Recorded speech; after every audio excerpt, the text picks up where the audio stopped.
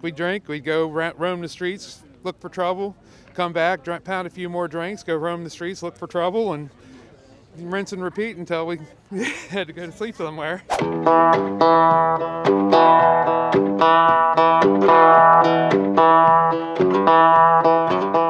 We've come down to the Washington, D.C. detention facility, the jail, in other words. It's only about a 15-20 minute drive from the Capitol building, the scene yesterday of Trump's second inauguration, and the scene of those fateful riots on January the 6th, which saw hundreds of people convicted for assault and for seditious conspiracy. One of the first acts that Trump made as president was to pardon them fully and completely. And today, as you can see, there are crowds starting to gather. We're expecting to see some released this morning. We hear that 2 were released last night, and we reckon there's about 20 inside still. Friends and family are gathered here, calling them patriots of America, waiting to welcome them home, buy them their first beer, and calling the whole question of their conviction an FBI government setup. Name and why you're here today. My name is John Belazic. I'm here to support these guys when they get out. If they need a ride, I've got room for 3 in my car ready to go. Like I said, I'm just here to support them any way I can. No one in America should be treated the way that the J6ers have been treated for peacefully protesting, using their First Amendment right. Hi, I'm Mary Therese Anderson. I'm here for these everyday Americans that are heroes. My name is Kevin Anderson. Same reason, here to support the guys and cheer them on as they're coming out. These are friends. It's like I say, I was hanging with most of these guys when down in D.C. It had Harry's, which is where all the Patriots hung out, so January 5th, I was hanging out there drinking with half of these guys when I got a call that said, hey, John, you want to be on the White House lawn tomorrow? Right there in front of the stage inside the whole security area. And I'm like, oh, cool. Because if I hadn't have gotten that invitation, I would have been with those guys. That phone call is the only reason I'm not in there with them. So that was what we did. It's like we'd drink, we'd go roam the streets, look for trouble, come back, pound a few more drinks, go roam the streets, look for trouble, and rinse and repeat until we had to go to sleep somewhere. I easily could have been one of them, and I just have a heart for them. It should pierce every American's heart to the core that this happened to our own Americans who love this country. And what does it mean when you call them patriots? They're strong American civilians, everyday Americans that are like us, just go to work, have your families. They came out 4 years ago to express their constitutional First Amendment right. Yeah.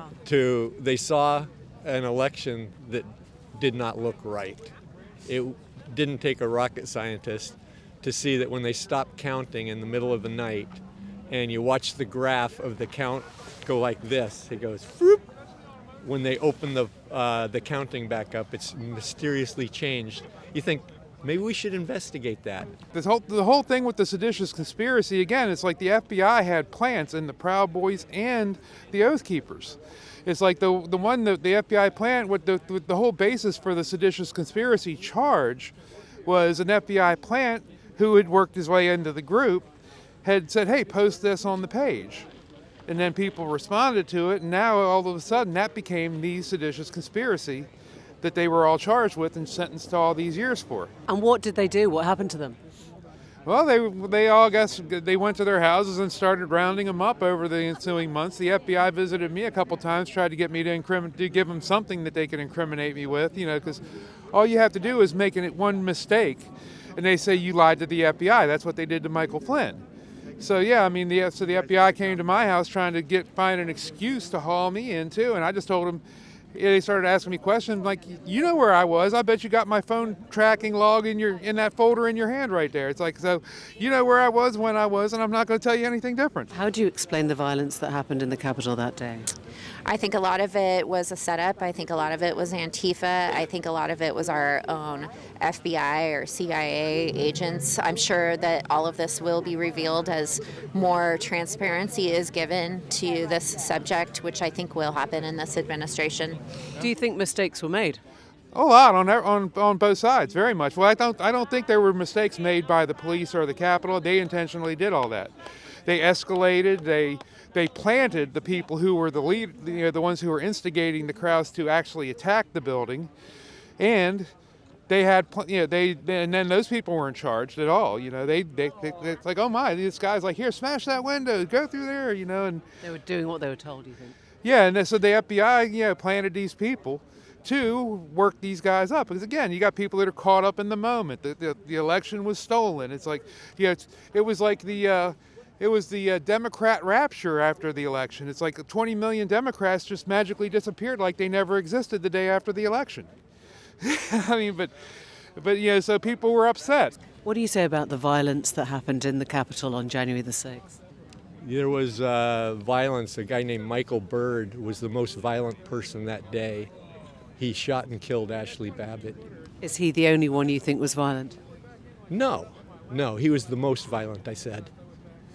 And he received a full pardon from Biden. What about the rest of the violence that we saw? The fire extinguishers being used as weapons, the chair legs? Fire extinguishers being used as weapons. You're still using that? Do you think Brian Sicknick was killed with a fire extinguisher? I'm asking whether you think anyone else was violent in the Capitol that day. Well, you brought up the fire extinguisher, which kind of triggered me because that was a lie from the get-go. They said Brian Sicknick was killed by a fire extinguisher. That was totally untrue. It was made up by the news, and they ran with it. And repeated it and repeated He it. died of natural causes of a stroke the next day. Have you heard what time they're coming out? Nothing yet. I mean, I'd be glad to buy them their first beer when we get out. It's. So what's happening now? They're basically just stalling because they're pigs. What will you do when your friends, people inside, come out? We're going to Celebrate them celebrate and them call like them American American heroes. heroes. We're here to pick up a brother of ours. And what is his name? His name is Tom Vornis. And how long has he been inside for? Not even sure how long he's been inside for. He's a brother of ours in another chapter, and so we're picking him up. So you mean as in a Proud Boys brother? Or Yeah. Okay, so not a brother. No, he's my brother. He's my your actual He's my brother. Proud Boy brother. He's inside jail because he's an American patriot. And you don't know how long he's been there or when he's coming out? Well, he's coming out today. If he comes out tonight or tomorrow, whatever, we got no man left behind. What do you make of Donald Trump's first action as president then, pardoning them? I think it's amazing. Donald Trump's been in the federal court system. There's 20 U.S. district courts with a 100% conviction rate. There's no justice in there, and he's been through the process, and he knows it. Tears running down my eye. It's beautiful. It's the first time I've seen justice in this country in a long time. What message is President Trump sending out to you, to those convicted on January the 6th, by making this his first action? Let's get this party started.